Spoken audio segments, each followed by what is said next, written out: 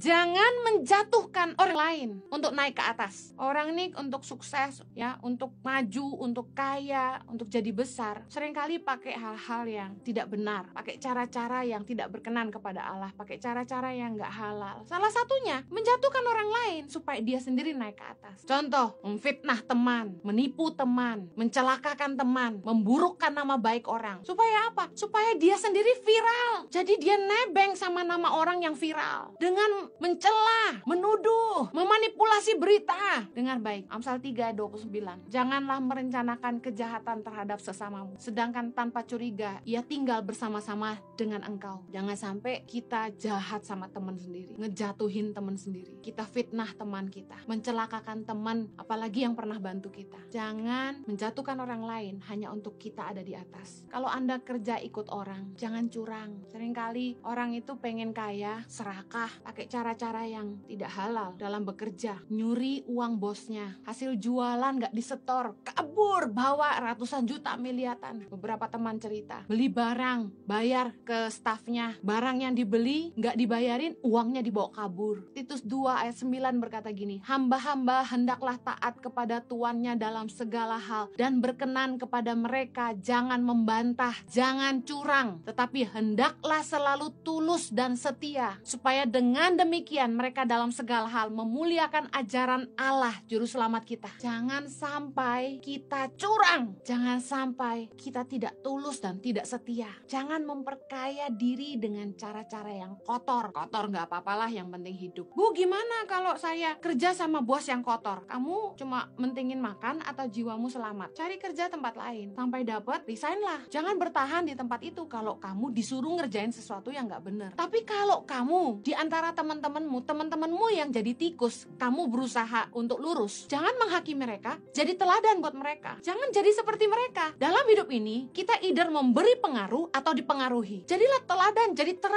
terang di tengah-tengah kegelapan. Oh, nanti saya dimusuhi, nggak apa-apa, berani lawan arus. Promosi itu datang dari Tuhan. Kalau bosmu nggak bisa lihat itu, Tuhan akan angkat kamu lewat jalan lain. Mari buang segala yang kotor. Yakobus 1 ayat 21. Sebab itu, buanglah segala sesuatu yang kotor dan kejahatan yang begitu banyak itu, dan terimalah dengan lemah lembut firman yang tertanam di dalam hatimu, yang berkuasa menyelamatkan jiwamu. Kita harus membuang semua yang kotor. Jangan punya prinsip kotor nggak apa-apa, yang penting hidup. Kita harus buang semua kejahatan. Ayo terima dengan lemah lembut firman Tuhan yang disampaikan, karena itu yang berkuasa menyelamatkan jiwamu. Nggak cukup cuma dengar firman, kita harus merenungkan dan menghidupi firman, karena itu yang berkuasa menyelamatkan jiwa kita. Kalau kita ingin Tuhan bela kita, hiduplah dalam kebenaran, karena tanpa hidup dalam kebenaran dan ikut aturan, Tuhan juga tidak akan bela kita. Kalau kita ingin hidup kita berkenan kepada Allah, mari jangan hidup lagi dengan cara-cara kotor. Jangan cinta uang tapi cinta Tuhan. Uang bukan segalanya, tapi Tuhanlah segalanya dalam hidup kita.